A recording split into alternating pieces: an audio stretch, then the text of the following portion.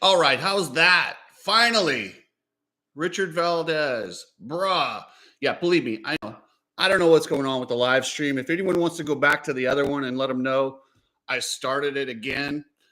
I literally started this thing before the third main event to make sure that it would work. And there we go. When I go to go live, nothing. It is what it is. Joel Atkinson, thank you for being patient. I appreciate it. AirTech, what's happening? Big Mike. Let's see. What up, Cooksey? Good to go now. Felden MX Sports playing games. I don't know. I think it's more Cox Cable than Felder MX Sports, but who knows? There's some dirty, rotten bastards. So maybe. The Great Lakes Outdoorsman. What is happening? So what I was starting to kind of explain my take on Hayden Deegan, and my take's probably different than a lot of people. I don't care that he got in trouble. What's he, 17, 18 years old? He's got this sports car. Of course he's out racing. And is there anything like as far as getting arrested goes, getting arrested for speeding in your car is probably the most noble thing to get arrested for. I saw a skit. I think it was like Saturday Night Live or something where the guy gets pulled over and he's doing like 70 in a 55 zone. He looks at the cop, slides him $100 and goes, I was going 150. I feel like that's kind of like it's funny. It's not funny in the sense of what they have to do, like when Travis Pastrana was racing a Corvette, young, dumb, he crashed and unfortunately did some spinal cord damage to one of his friends. Now that sucks. And that is the risk you run when you do stupid stuff like this. And I get it, but I'm not going to beat up the kid for that. Trust me. He was racing a car. Now his face, his mugshot is all over the internet. That's punishment enough for Hayden Deegan. And it does. I mean, let's be real. His dad was part of the metal militia. This builds his brand. Now, what cracks me up is Racer X and these other media companies. Boom, they're all over Hayden Deegan getting arrested for speeding in his car. But yet, when there's a sexual predator in the pits at Loretta Lynn's, there's crickets. When a coach, crickets. Why are they after Hayden Deegan? It's interesting what they choose to color or choose to cover and what they don't. So anyway, I don't care. Free the Deegs. I think this will go down as a learning lesson for him, and maybe he should do track days with his car. Now had he hurt somebody or hurt a kid or done something, whatever. Kid is just being a kid, and I wouldn't expect anything less from Hayden Deegan, and I'm not going to beat him up over it. I don't really care. Unless he were to crash into somebody and, do those types of things. Like John Jones was drunk and wrecked into a pregnant lady, and they forgave him for that in the UFC. This isn't even in the same ballpark as that, so it's all good. How about Chase Sexton? Now, he looked like he was in a bad spot. So many people wrote him off, and I said, no, man, he's got the speed. When you have that speed, you can always get yourself back into it. Now, he's going to make more mistakes. That's who he is as a rider. But, next week they're going to Seattle. Now, barring a complete mud race, who's really good at Seattle? Cooper Webb. Cooper Webb has to rebound and kind of take that momentum back. Because if Chase wins 2, 3, 4 in a row, he's going to take over. And he very well could. I mean, when you have speed on your side, it's easier to do that. And how about Malcolm Stewart? Oh, Mookie looked so awesome. 2nd overall. And he was just a victim in that crash in practice. That sucked. I mean, Justin Hill kind of lollygagged and he went for a 3, but he didn't really kind of do it. And he cased it. And this track was not forgiving. If you came up at all short, it was like you were you're riding in the 90s and you didn't have suspension. That's what happened in the old days. And I don't know what was different about this dirt. It's almost like it was built like 3 inches of dirt on top of a cement or hardwood platform underneath. And when they hit that, it would just launch them. But yeah, he was just a straight up victim when Justin Hill hit that, kind of shot sideways and hit his bike. I'm just glad that Malcolm was okay. And he rode his ass off. And how about El Hombre? Man, it's not many nights in a row that you see El Hombre gets straight cleaned out by Sexton. I mean, that was textbook. When you say how to do a takeout move, just show him a picture of what Sexton did to Anderson. And, Coach Rob hits me up and goes, dude, Anderson's going to get him. I said, I don't think he is. I think Anderson has enough respect or, mutual fear that, listen, if he gets Sexton, Sexton will get him back instantly. And the thing about when you get into a takeout, like a takeout battle, this guy versus that guy, the faster guy can always set himself up in positions where you can clean him out more. So if he gets into that battle with Sexton, Anderson, he will lose. He will absolutely lose that over and over. And then what happened to him in the second one, that was not that bad. I mean, Webb left him room. He was just having a bad night, and it got worse. And how about Plessinger, the cowboy? So I was listening to one of the shows this week, and Zach Osborne was on there, and he was talking about guys, and he was ranking guys of value, like B-level guys. And he had Barsha, he had Justin Cooper, he had all these guys ranked above Aaron Plessinger. I almost wonder if they have a beef, because it didn't even seem close to right. AP is a clear number 2 and deserves a ride. So, yeah, great to see him do that. Webb bounced back, salvaged a rough night. Justin Cooper, I was disappointed. But when they fixed up the whoops for the night show, you had to skim him again, and we know he's got a weak spot, skimming whoops. How about Shane McElrath? Let's see. Cooksey, will you wear the shirt I sent you a picture of last you pertaining to Feld? I don't know which one you're talking about, Ken. You're not talking about the track crew, because when I was a flagger in Indianapolis a couple weeks ago, not really, but one of the flag crew, because I talked to everybody. One of the flag crew sent me that, and I appreciate it. So thank you on that. I don't want to out him publicly, but you know who you are, and thank you.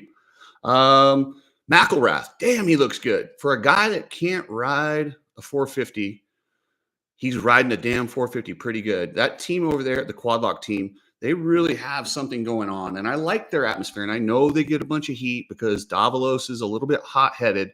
But whatever Yariv and him are doing with that team, it's working out. So I like that team. I think they're a great place to be. It sucks that we'll move on to the 250s, and Carson Mumford, who is so talented, he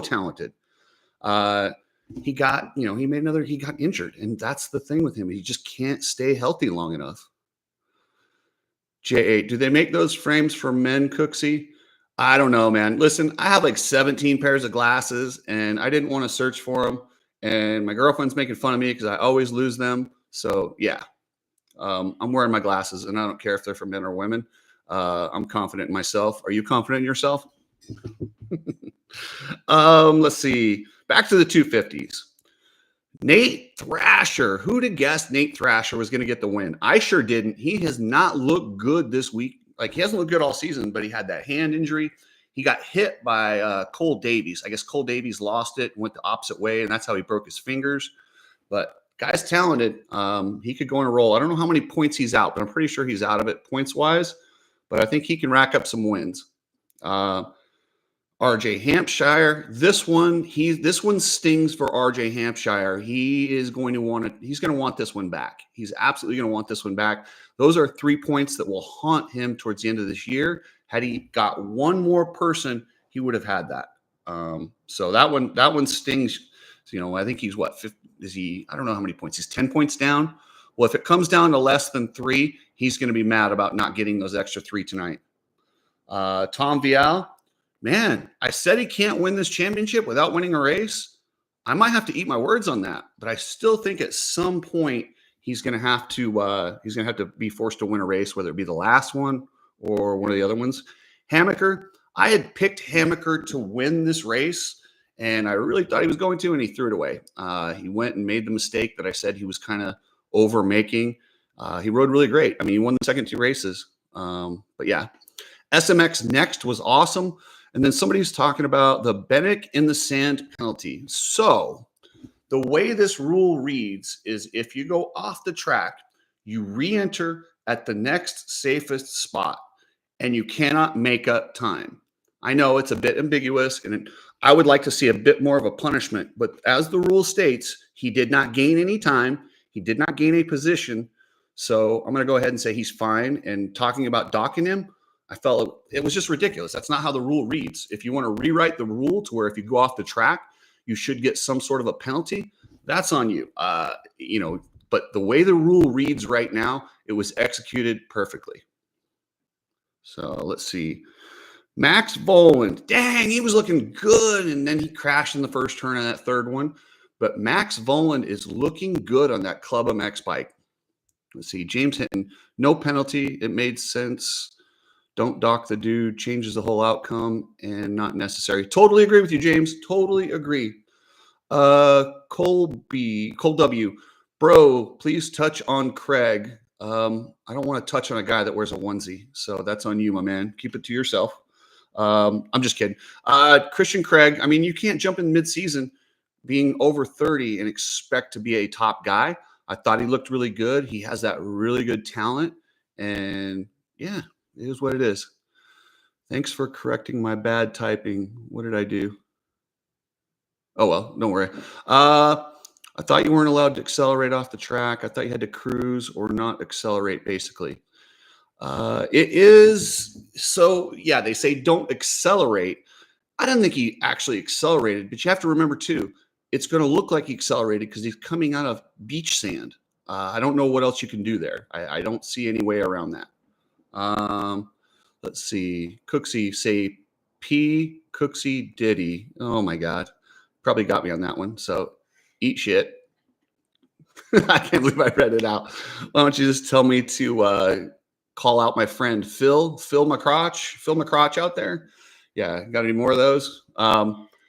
Kenny got beat by Mookie. Well, he's got that AC joint, and those are hard to ride with. I've hurt the AC, and it is weird. And the way Jason Thomas was explaining it was spot on.